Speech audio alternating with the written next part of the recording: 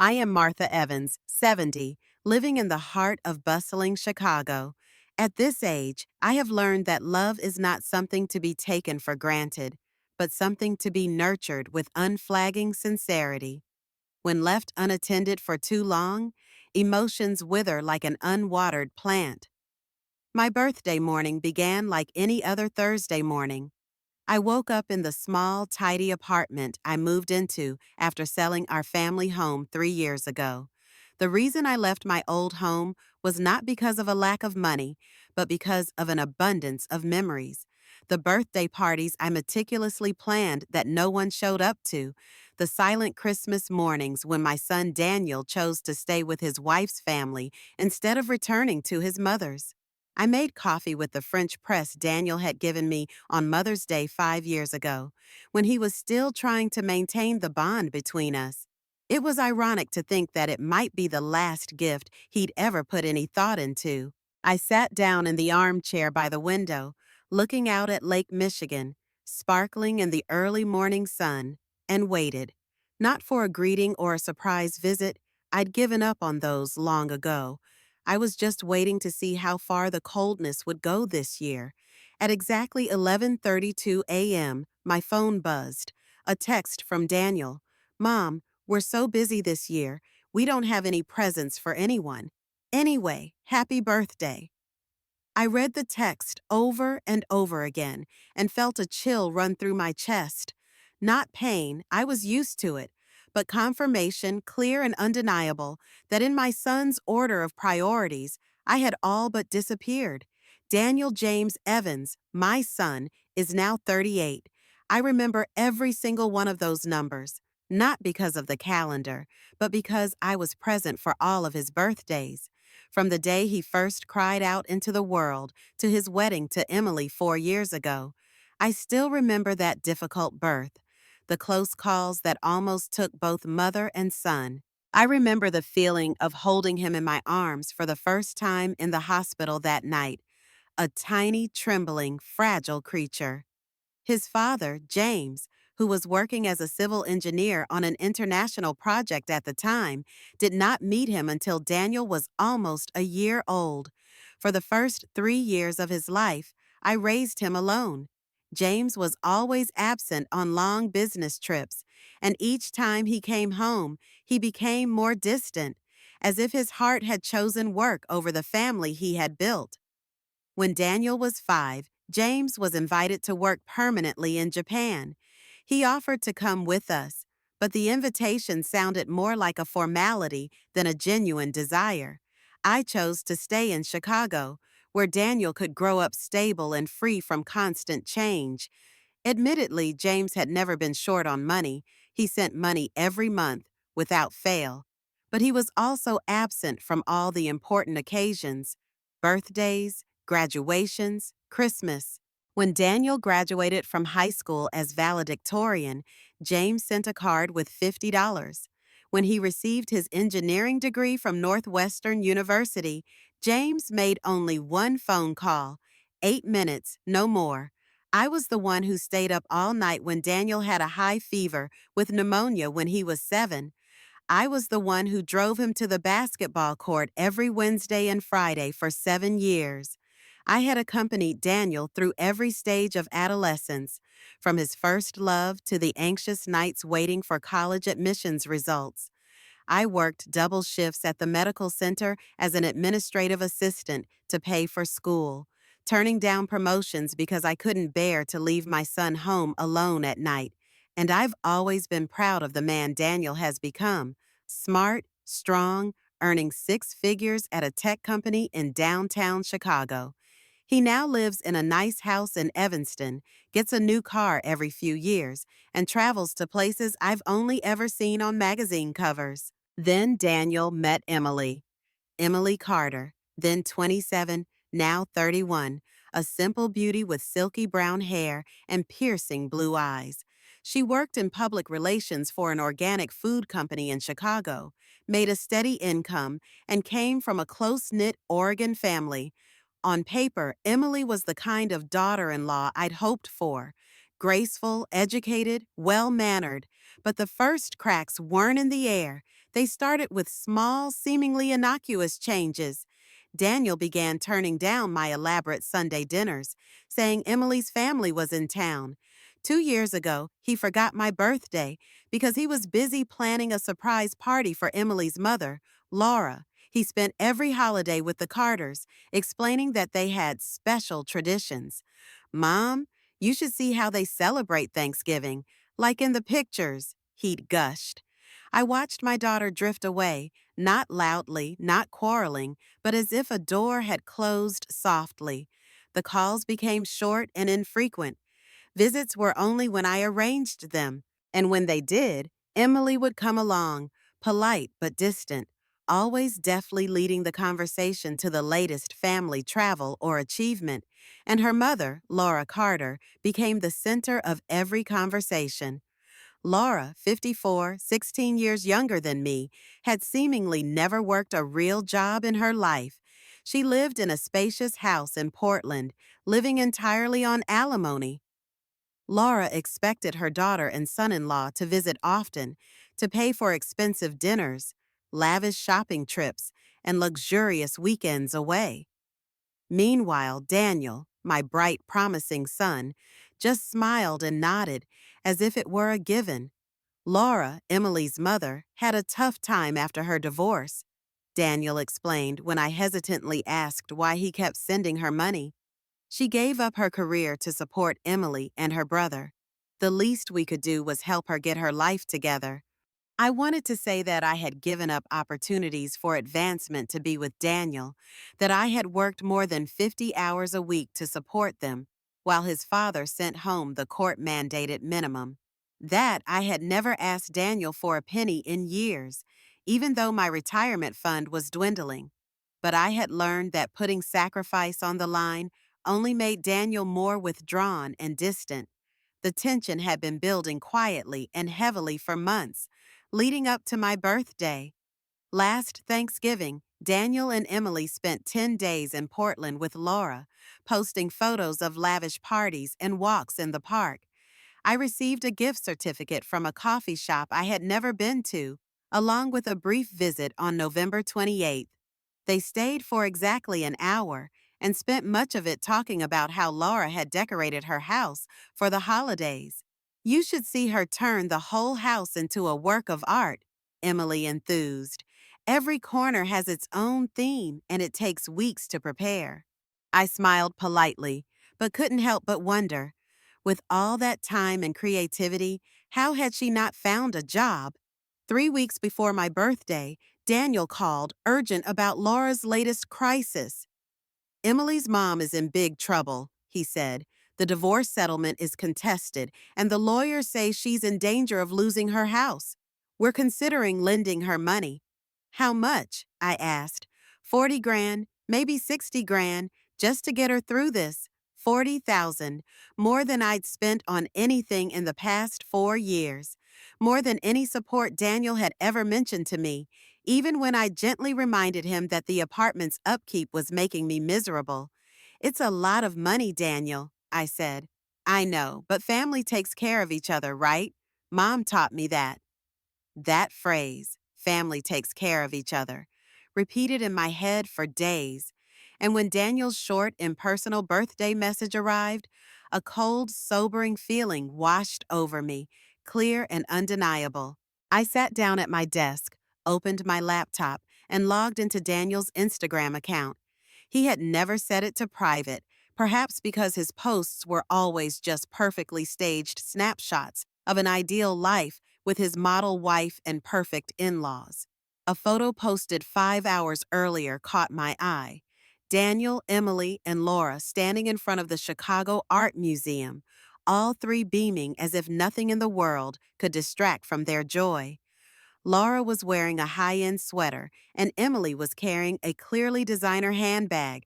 The style and the sheen were impossible to fake. The caption read, "My mother-in-law gifted us with a wonderful day at the museum. Family is everything." I stared at the photo, taking in every luxurious detail, the professional lighting, the expensive clothes, the contented expression on each face. Then I checked the timestamp. The photo was taken on my birthday, the same day Daniel texted me that they were cutting back. Family is everything, really.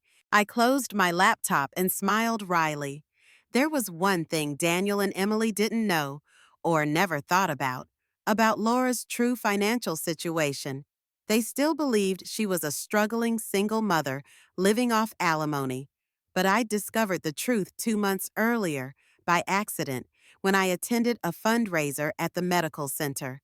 One of the donors was a financial investigator, and during our conversation, I'd expressed concern that Daniel might be being taken advantage of. He asked to run some background checks, and what he found shocked me. Laura Carter wasn't as broke as she'd always made out. In fact, she was under investigation by the IRS for tax evasion that had lasted 6 years. Laura had hidden 3 sources of income: an online home decor store, rental income from an apartment in Oregon, and consulting fees from her ex-husband's design firm. The self-proclaimed struggling single mom actually made more than $250,000 a year, and she kept this a secret from everyone, including her daughter. What chilled me most was that Laura used support money from Daniel and Emily to pay the lawyers who were helping her hide her assets from the IRS.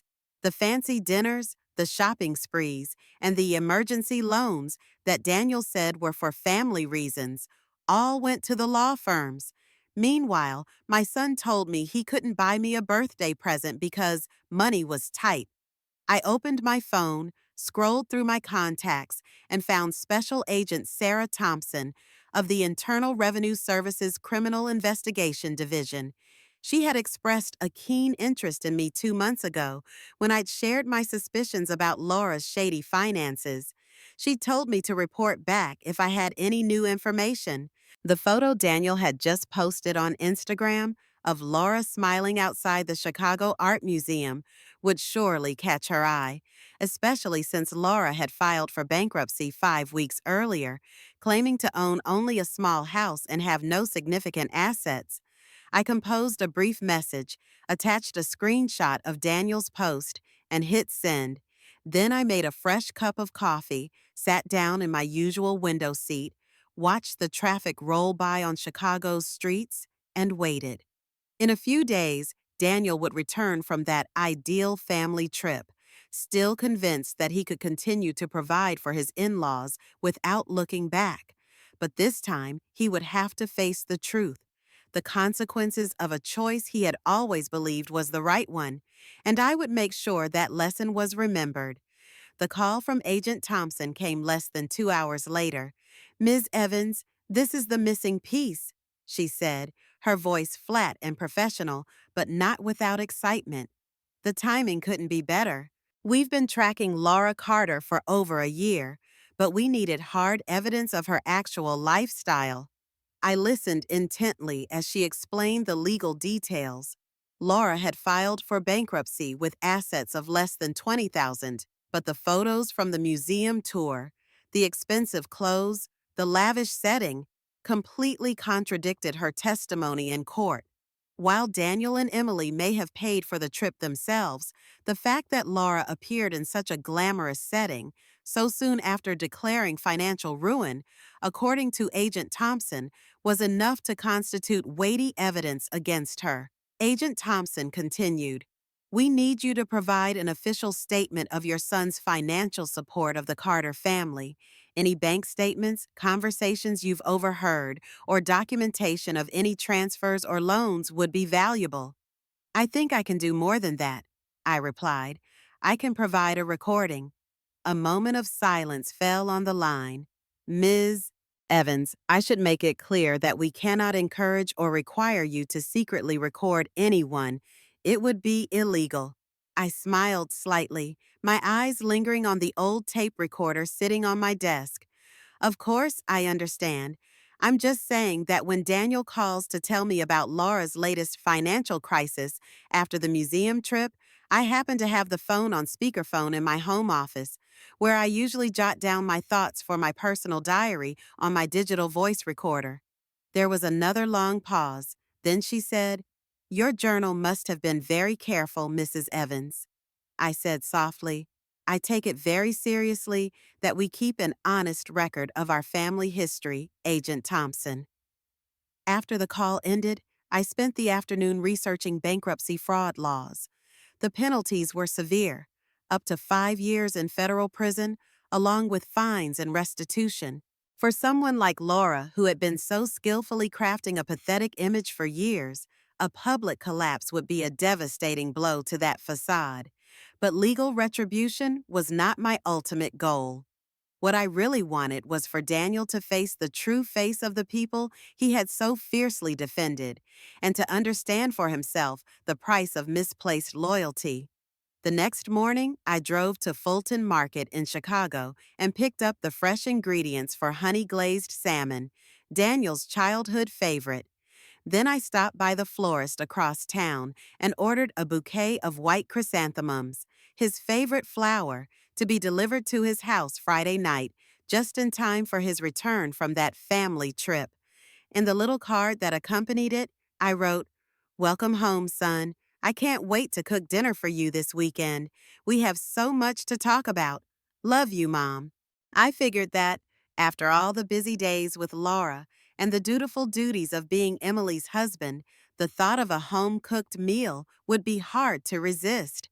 I also figured that the first thing Daniel would do after dropping off his luggage would be to call me and tell me about a new financial crisis Laura was going through. And I was right, both times. Daniel called me on Friday night, exactly at 6:15. His voice sounded tired, but there was something underneath, both confused and anxious. "Mom, thanks for the white daisies. They're beautiful. And yes, I'd love to come over for dinner on Sunday. Actually, there's something I want to tell you." I quietly turned on the digital recorder, leaned back in my chair, and replied softly, "What is it, honey?" "It's about Emily's mom," Daniel said hesitantly. "It's worse than we thought. Her lawyer just told us that the bankruptcy might not be enough to keep the house, and now there's a federal investigation." I tried to sound surprised, keeping my voice even. "A federal investigation? That sounds serious." Daniel let out a long breath. "Yes, she is. Laura is in a panic. Emily has been crying for almost 2 days. The IRS suspects she's hiding her income. It doesn't make sense. You know how she lives, always on the edge, barely scraping by on groceries each week." I said nothing, but my mind was silently piecing together the disparate pieces I'd been following for months.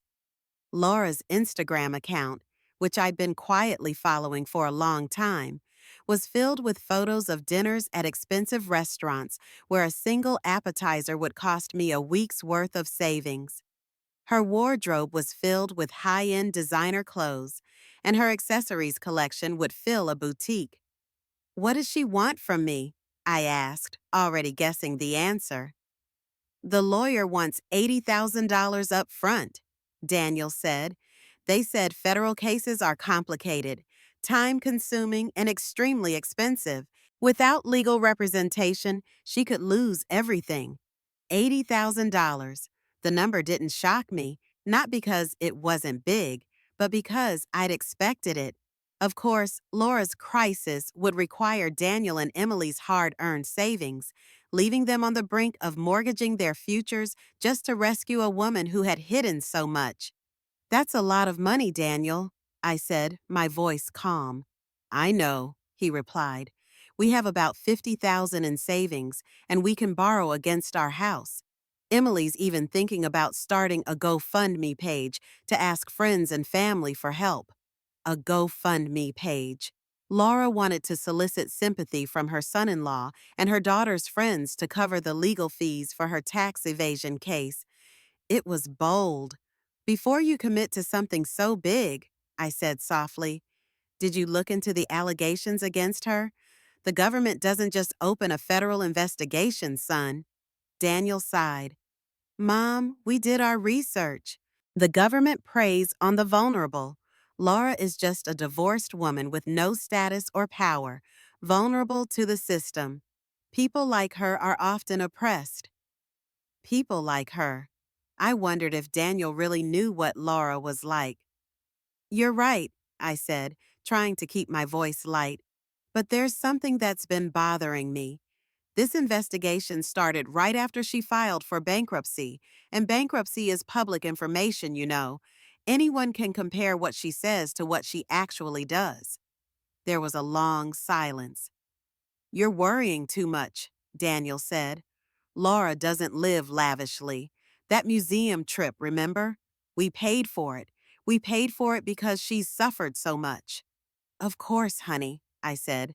I don't want to sound suspicious. It's just $80,000 can be life-changing. I just hope you've thought it through. We've thought it through, Daniel said. We're family, Mom. Family is supposed to help each other out. There it was again, a shield Daniel always used when someone questioned his financial decisions. I see, I said. Sunday 6, honey. After hanging up, I uploaded the recording to a secure cloud server and sent the link and login information to Agent Thompson, along with a brief note about the call.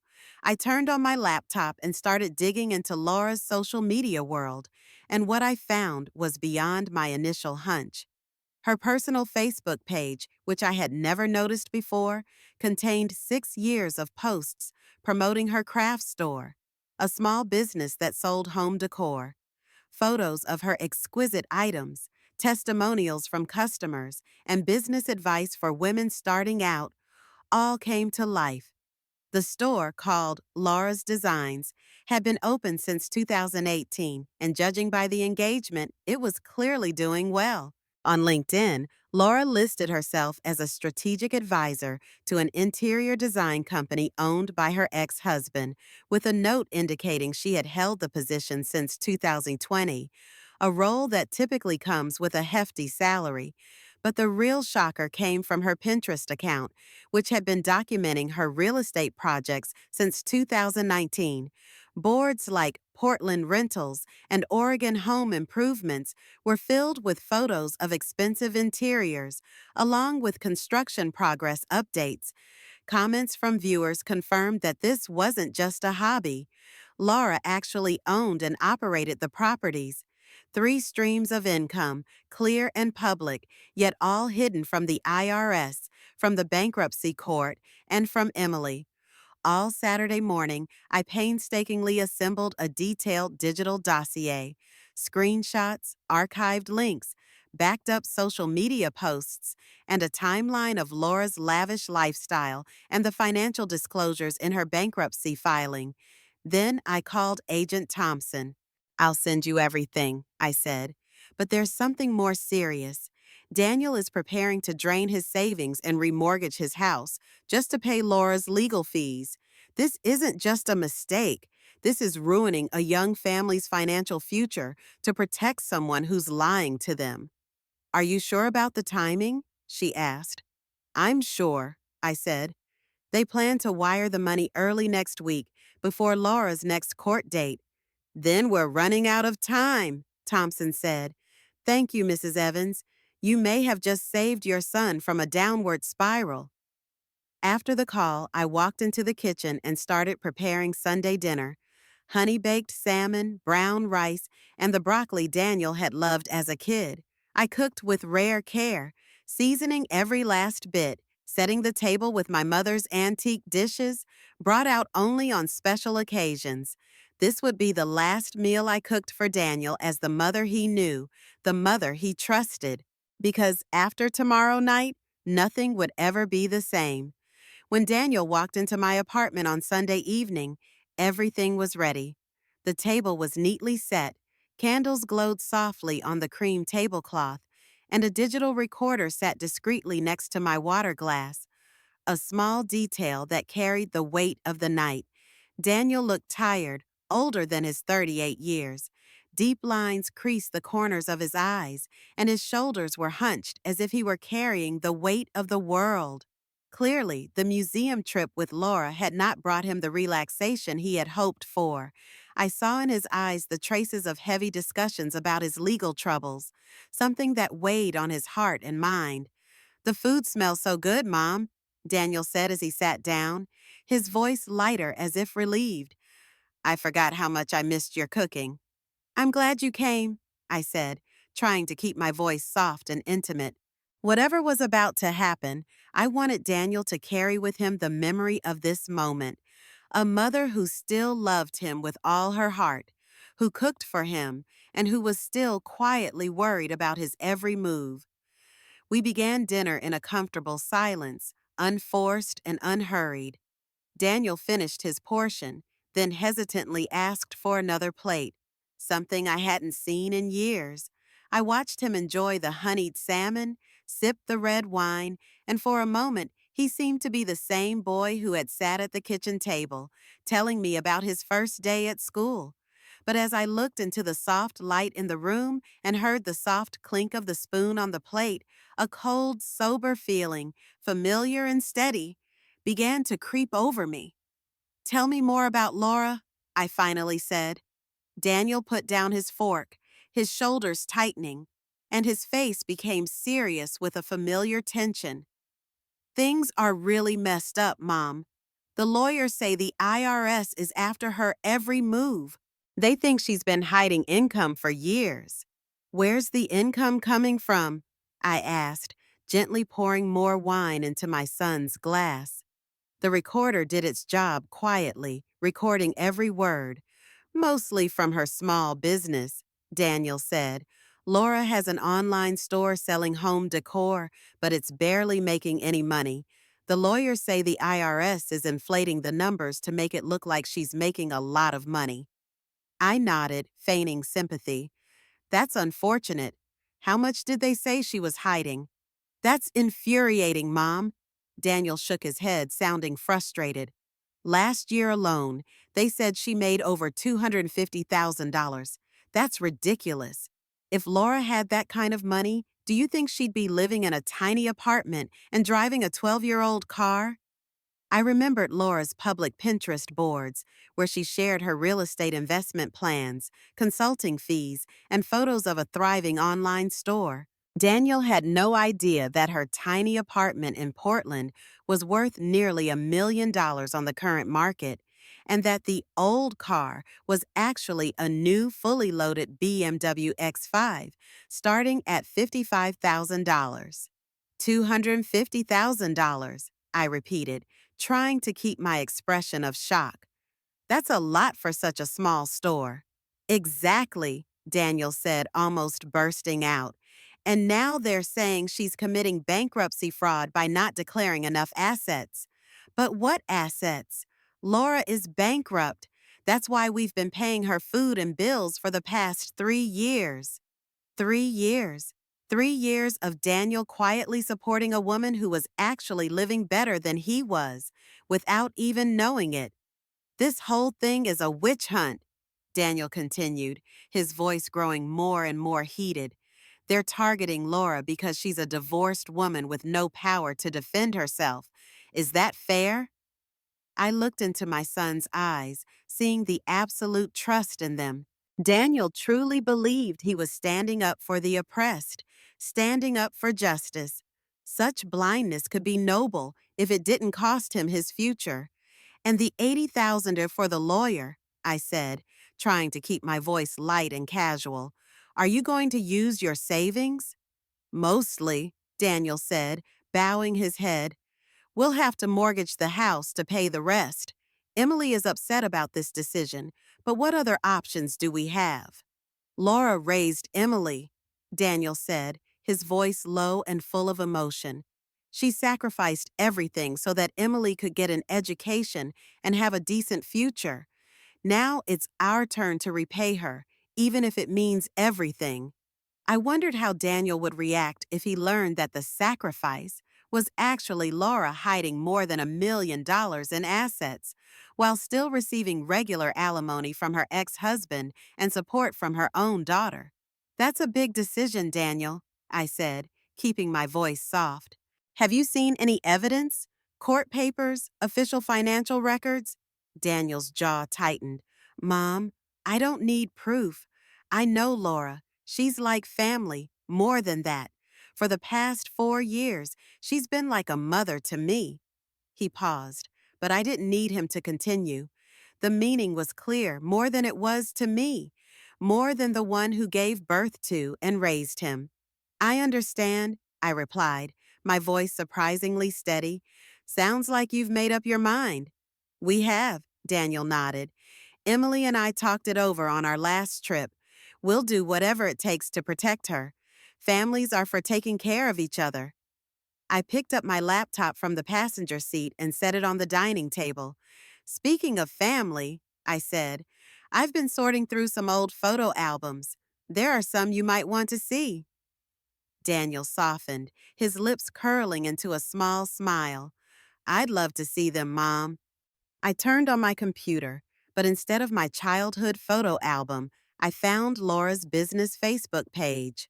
Laura's Designs. The screen was filled with posts promoting her online store, exquisite furniture, customer reviews, and ongoing updates on orders. Daniel stared at the screen, his expression shifting from surprise to shock. What is this? This is Laura's store, I replied, my voice flat. What she called barely profitable for the last 7 years.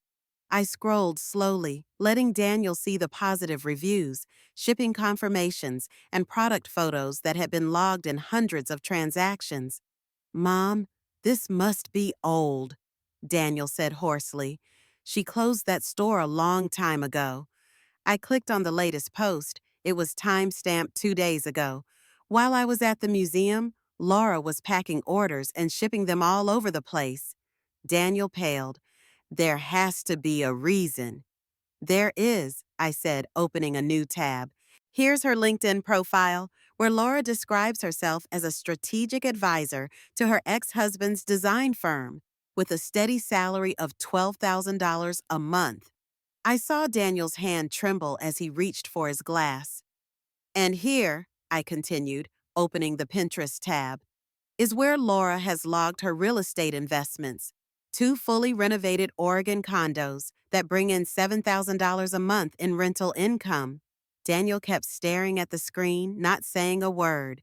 I could see the struggle in his eyes, as if he were trying to piece together the shattered pieces of trust he had for Laura with the slowly emerging truth. Mom, he said finally, his voice barely a breath, where did you find all this? On the internet, Daniel, I replied, trying to keep my voice light. It's all public information. Laura has never hidden her success on social media. In fact, she's been proud and bragging about it for years. I pulled up Laura's bankruptcy papers, where she listed her assets as less than $20,000. Then I turned to her Instagram account with photos from her museum trip to Chicago, designer clothes, expensive accessories, shots clearly taken by a professional photographer. She filed for bankruptcy 5 weeks ago, I continued. She swore under oath that she had no assets, no money, and was living on a small alimony. But just a few days later, she was in a series of photos like a fashion icon, posting them herself. Daniel said nothing. He just sat there, his eyes glued to the screen, as if each image was strangling a part of his faith.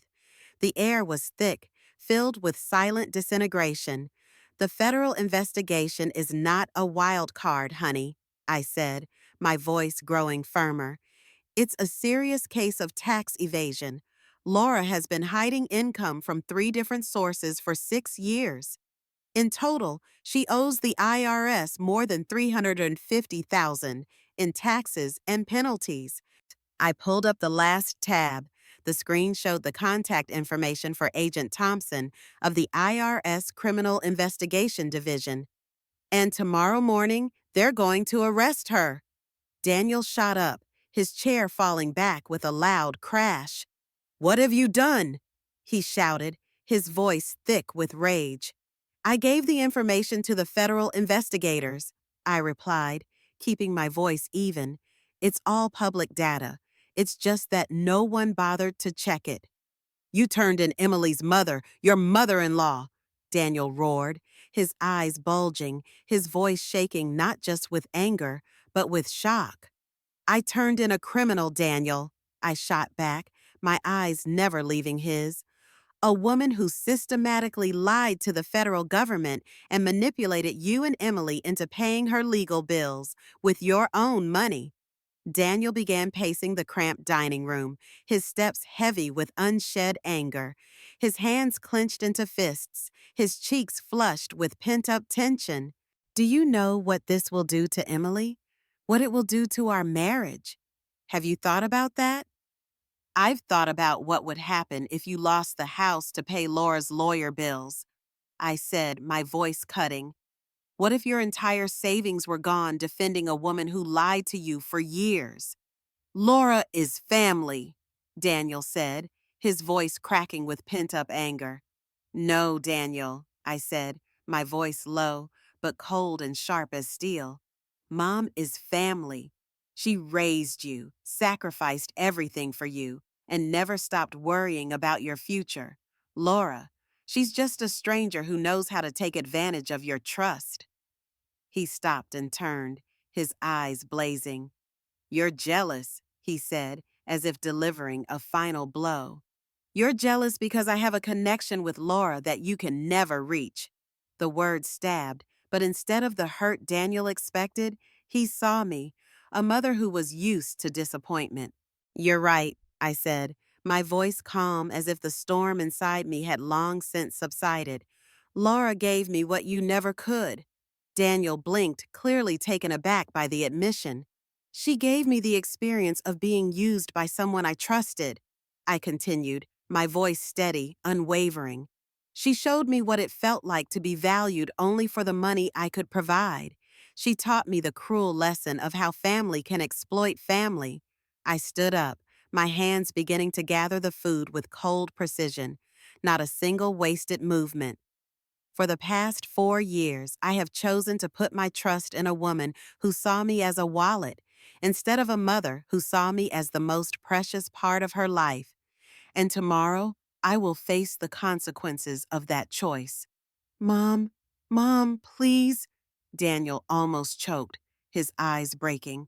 If you've already reported it, you can take it back. You can call them. Say you were wrong. I looked straight into the eyes of the man I'd held since birth, loved unconditionally for 38 years, and felt only a coldness, sharp as ice melting in winter. I made my choice, Daniel, just like you did. My choice was to protect you from bankruptcy. Your choice was to risk your future to protect a criminal. What about Emily? What about our marriage? He asked, his voice cracking like a crack in his chest. If my marriage can't handle the fact that my mother-in-law is a tax evader, I said, not blinking, it wasn't a marriage to begin with. Daniel stared at me, his eyes burning as if to burn away his last remaining anchor, a place to blame, to continue the story that he was the victim of everything. Mom destroyed our family, he said, his voice hoarse, as if the words themselves were a pain in his throat. No, honey, I said, my voice as soft as a breath, but the words fell like water over stone, steady and irreversible. Mom was just helping you see who your family really was. Laura was doomed the moment she chose to lie to the IRS. Mom was only doing what needed to be done to keep you from being dragged down with her. Daniel grabbed his jacket from the back of the chair, his hands clutching the hem as if trying to hold on to his tattered dignity.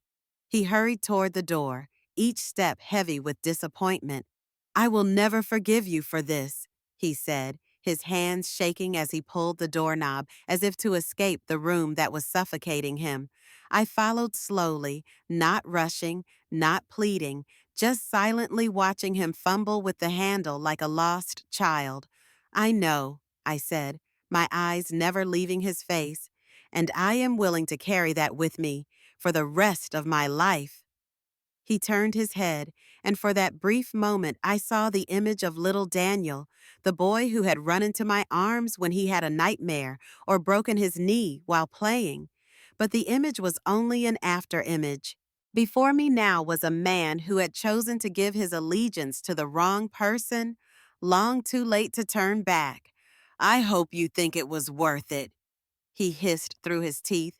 his voice laced with bitterness and helplessness.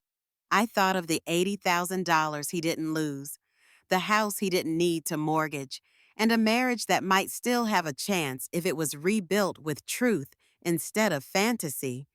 I thought of the future my son still had, not by luck, but by me doing what he didn't have the courage to do. Yes, it was worth it, I said, and closed the door, locking it behind him like a chapter in my own life. Through the dimly lit window, I saw Daniel sitting motionless in the car, as if swallowing all the things he couldn't say. His phone rang twice. It must have been Emily, anxiously asking about the dinner that never quite happened. He didn't answer. When the taillights disappeared around the corner, carrying with them the anger and hurt I hadn't had time to wash away, I went back into the dining room and began to clear the table. The recorder remained still, capturing all the words Agent Thompson would want to hear about Laura's finances, about the secret money transfers Daniel had inadvertently confirmed. I poured more wine, sat down, and opened the book I'd left open that afternoon. Tomorrow, the storm would come. The handcuffs would snap around the wrists of every liar, and the facade Laura had built up over the years would crumble, piece by piece. Daniel would face the truth about the people he'd tried to protect, and I would, for the first time, understand what it meant to choose myself first, without guilt. On Monday morning, I was awakened by the persistent ringing of my phone on my nightstand. The screen was dim in the darkness, displaying the name Agent Thompson. I picked it up on the second ring. Ms. Evans, we made an arrest at 6 o'clock this morning. Laura Carter is in federal custody, she said, her voice steady and emotionless. I threw on a robe, walked into the kitchen, and put the speaker on as I started the coffee. Did anything go wrong? I asked, watching the water trickle into the pot. Everything went smoothly, Thompson said. She was completely caught off guard, obviously unaware that she was under investigation. The documents you provided helped us nail it all down. We also found additional evidence at her home that confirmed everything in your report. I stood by the kitchen window, watching Chicago slowly come to life in the cool October air. Somewhere in the vast city, Daniel must be getting a call that will shatter whatever illusions he's ever held about Laura. What next? I asked, my voice flat. A preliminary hearing is scheduled for Wednesday, Thompson said. Given the amount of debt and her extravagant lifestyle, the prosecutors will seek detention without bail. The tax fraud combined with the fictitious bankruptcy will leave her facing a hefty federal sentence. I hung up, sat down at my usual wooden kitchen chair, and took a sip of coffee. The coffee was bitter, but not as bitter as the wait. I knew Daniel would call within the hour. The only question was, would he apologize or continue to blame me for destroying his fantasy of a perfect family? The phone rang at 8:39. Mom. Daniel's voice was hoarse and raspy, as if he'd been up all night. Laura was arrested this morning. Yeah, I know, I said, keeping my voice even. Agent Thompson just notified me. They say she owes over $350,000 in taxes. She hid her income for 6 years, then filed for bankruptcy, intentionally and fraudulently. There was only heavy breathing on the other end of the line. Emily is devastated, Daniel finally said. She had no idea. None of us did. I'm sorry. This is too much for either of us. I could hear the sincerity in his words. Despite my anger, I knew Daniel would never intentionally hurt Emily, the only innocent person in this mess. The lawyer says Laura could go to jail for 5 years, Daniel continued. 5 years, Mom, and the apartment in Portland. They say it could be seized to pay the tax debt. The condo Laura had listed as her only asset with a value below the loan balance was actually worth more than $900,000 on the Portland market, a figure that would have triggered immediate IRS action. What about the money I was going to give her? I asked. No way, Daniel said. Our lawyer said if we transfer the money now, we could be considered complicit. If we tried to help her, we could be prosecuted. The $80,000 Daniel had planned to sacrifice was now protected by federal law. He couldn't give it away even if he wanted to. Daniel, I said, my voice slow and controlled, I need you to understand something. This investigation began months before my birthday, before the museum trip, before any of this happened. Laura's arrest has absolutely nothing to do with how I feel about the way you treated me. There was a long pause. But you could have warned us, Daniel said, his voice catching in his throat. You could have told us before we made our plans, before we looked like fools. Would you have believed me? I asked softly. If I had told you 3 months ago that Laura was hiding her income, would you have listened to me? Another pause, heavier. You would have thought I was jealous, that I was trying to stir up trouble, I continued. I stood up for Laura just like I stood up for her last night. The truth only became clear to me now that the federal agents were involved and the evidence was incontrovertible. So, what am I supposed to do? Daniel asked, his voice hoarse and helpless. Am I supposed to abandon Emily's family just because you're suspicious? No, I said, my voice calm. But you need to learn to verify information before you bet your financial future. You have to be skeptical. You have to be curious. And you have to stand up for yourself, even when you want to help someone.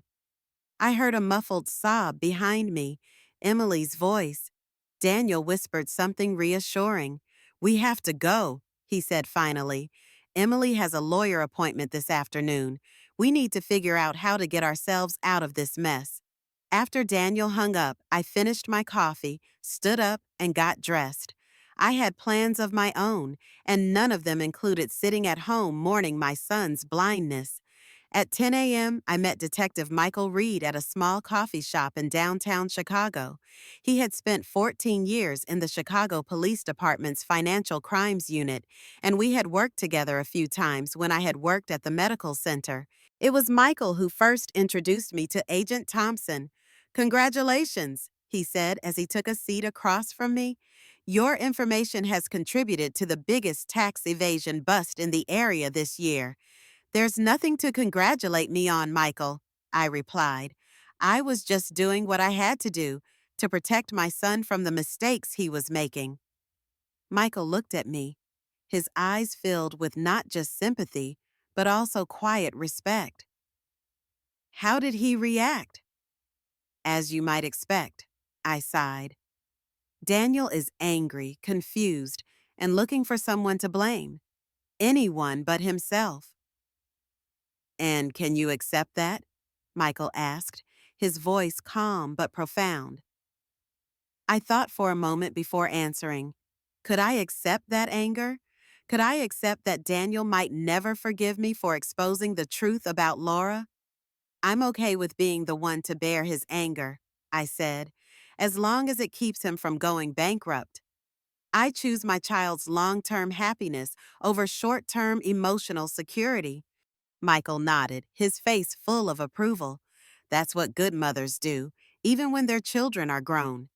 Daniel doesn't see it that way, I said, looking out the window. His pride is hurt. For the past 4 years, he believed Laura was the victim, and now he has to accept that he was the one being manipulated. It's a brutal truth. We continued talking for nearly an hour, going over the legal implications, the prosecution of Laura, and the potential repercussions Daniel and Emily might face for their financial support. Michael assured me that if they could prove they were indeed misled about Laura's finances, they would not face criminal charges. That afternoon, I drove to the Northwestern University campus, where I had spent so many Saturday mornings watching Daniel play basketball as a kid. I wandered the familiar paths we had walked together, stopped by the benches where we had eaten lunch after games, and tried to retrace our steps to the first moment when our connection began to fray. Perhaps things began to change when Daniel got his first job with a substantial salary, and for the first time he understood that he could buy things that I could not. Not because he was uncaring, but because his financial independence had made him realize that he no longer needed emotional connection. My advice became intrusive, my concern became controlling, and my love became too much for him to handle. When Daniel met Emily and her family, he seemed to find a world where he was celebrated as a benefactor for his generosity, for his success. Laura was full of praise for his kindness. Emily's father was respectful of his career achievements. Emily herself seemed genuinely grateful that Daniel had volunteered to help her family financially. Perhaps it was a relief to live in a state of absolute appreciation, unquestioned, unchallenged. His decisions were celebrated, not scrutinized or analyzed. I could never have given him such blind admiration.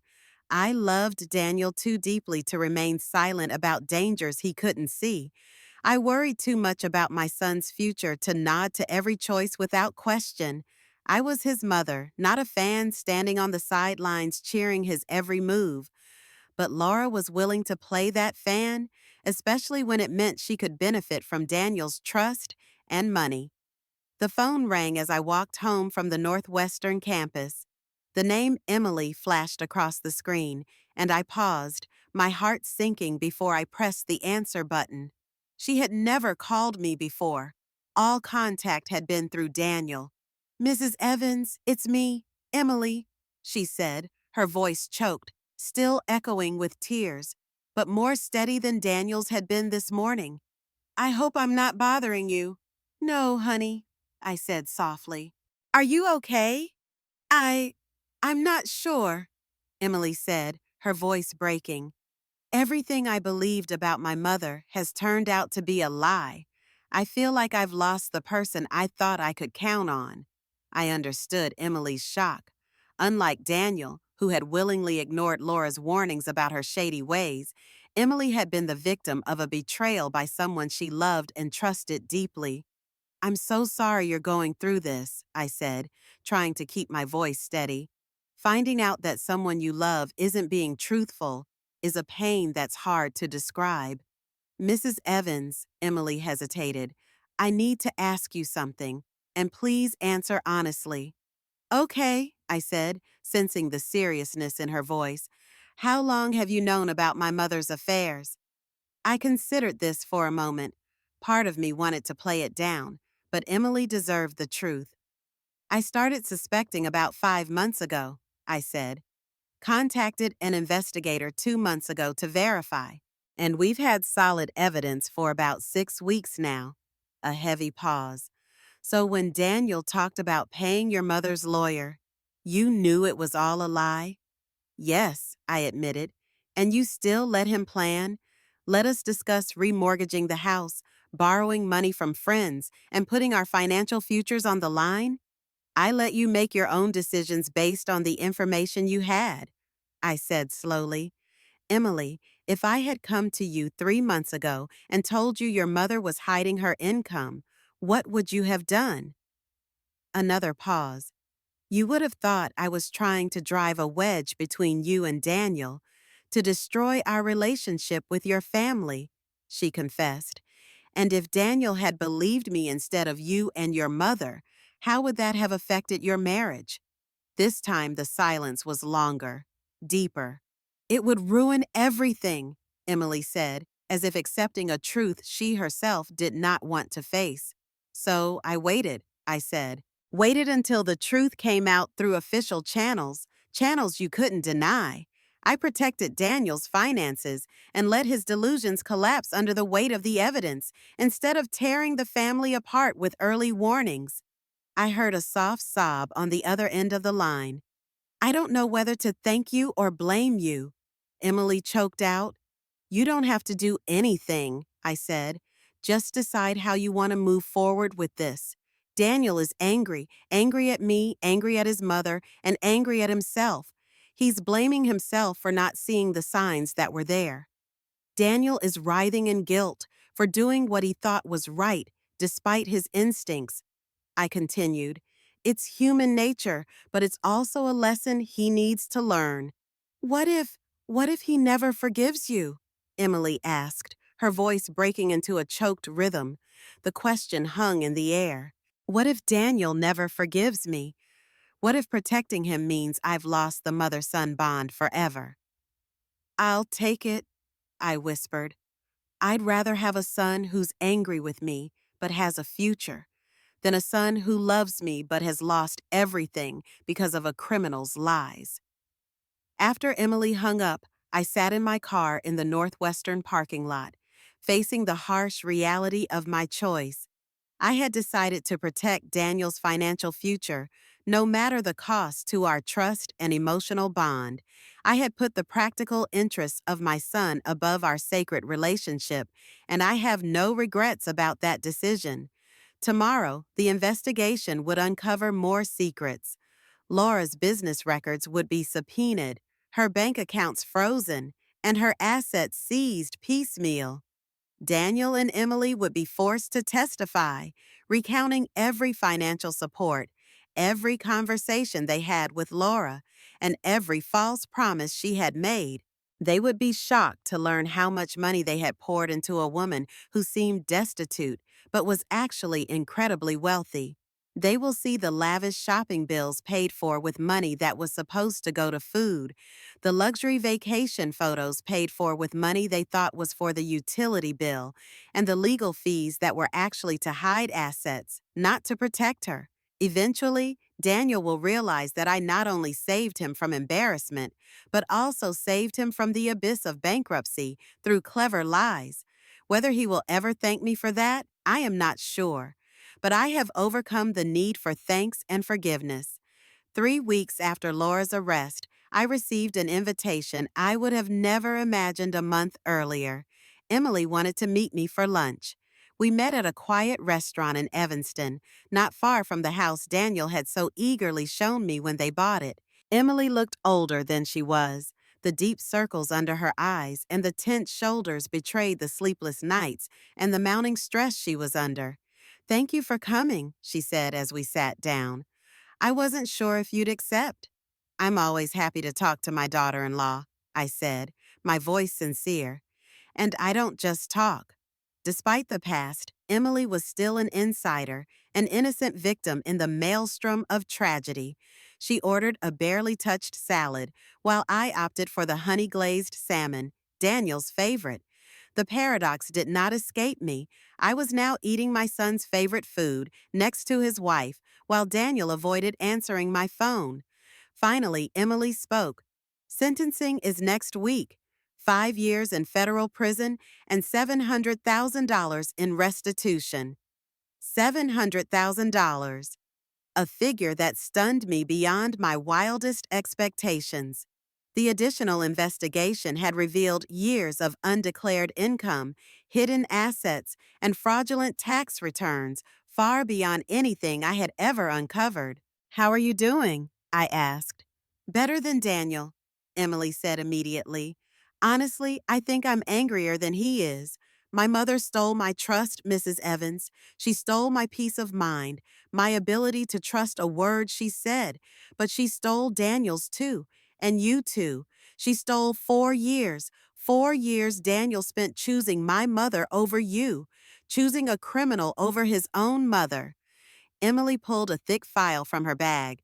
"I went through Daniel's finances," she said, "trying to figure out exactly how much money we've given my mom over the years. The numbers are staggering." She slid a spreadsheet toward me. I scanned the meticulously recorded columns of numbers: groceries, utilities, car repairs, hospital bills, and emergency loans that had never been repaid.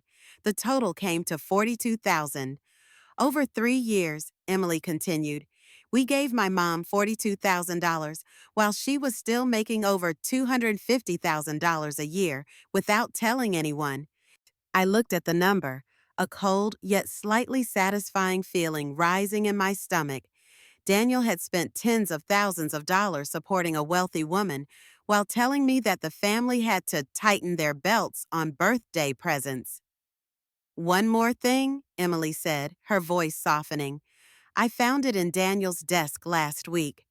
She handed me a small velvet box.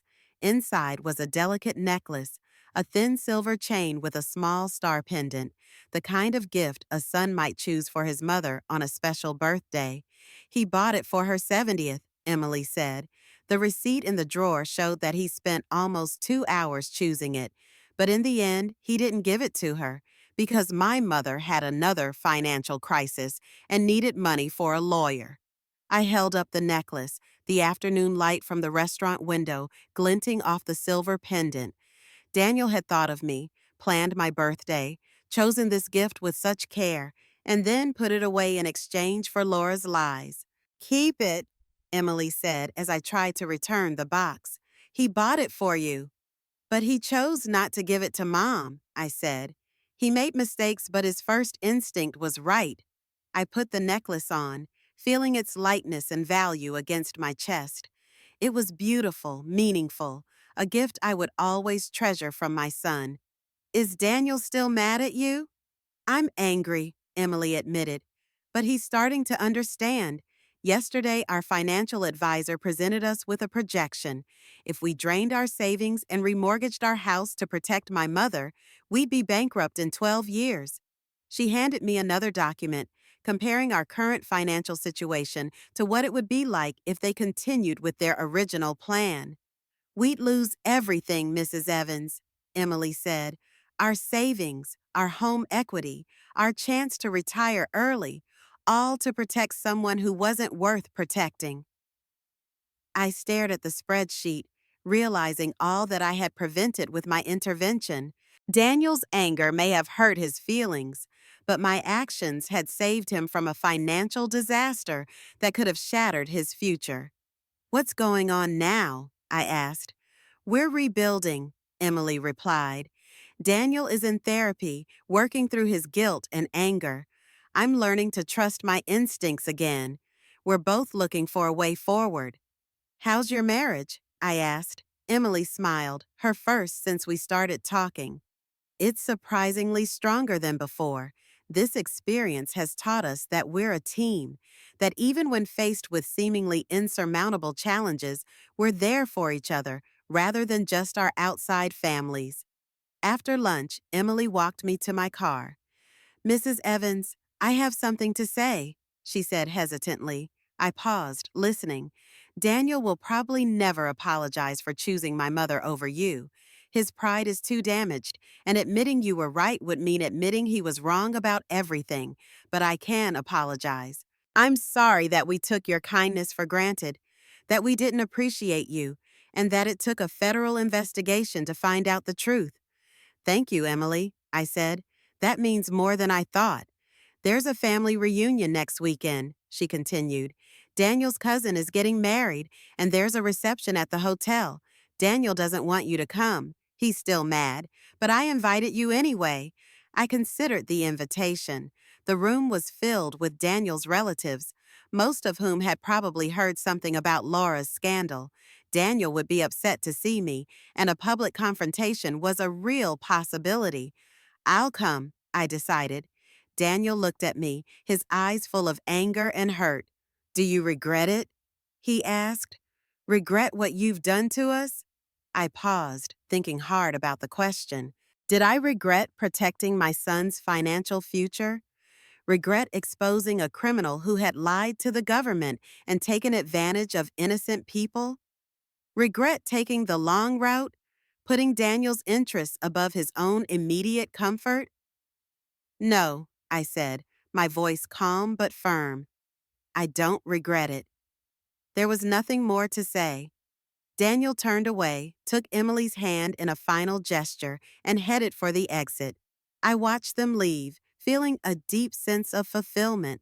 I had done what I had to do, protect my son from false beliefs, protect his financial future, and expose the truth about the woman he had trusted above me. His anger no longer mattered. That night, as I drove home, I touched the necklace Daniel had bought me for my birthday, but never gave me. The star pendant glowed warmly against my skin, a reminder that his love for me was still there, hidden beneath the layers of anger and wounded pride. But I no longer waited for him to find that love. Nor did I hope for reconciliation, forgiveness, or gratitude. Through it all, I learned a valuable lesson. Sometimes the most loving acts go unrecognized or unappreciated. Sometimes protecting others means accepting that they may resent you for it. Laura Carter is facing 5 years in prison, and those she manipulated are finally free. Daniel and Emily's marriage is stronger, their finances are saved, and their future is secure. My son will probably never thank me for saving him from poverty. He will not apologize for choosing a criminal over his mother, nor will he acknowledge that my actions were motivated by love, not revenge. But I have come to accept that reality. At 70, I have learned to put myself first, to act on reason and intuition rather than Daniel's approval, and to prioritize what is right over what is comfortable. It cost me my relationship with my son, but in return, I protected his future. It was a trade-off I would do again without hesitation. This is my story. This is how I learned that love sometimes forces us to make difficult choices, even break relationships to save a life. Daniel may think I betrayed him, but I saved him from betraying himself. Maybe one day, when he is my age, when he is faced with protecting the people he loves from their mistakes, he will understand. Or maybe he will never understand. Either way, I rest easy every night knowing that my son has a secure future, even without his mother in it. True love is sometimes cold, calculating, and unforgiving.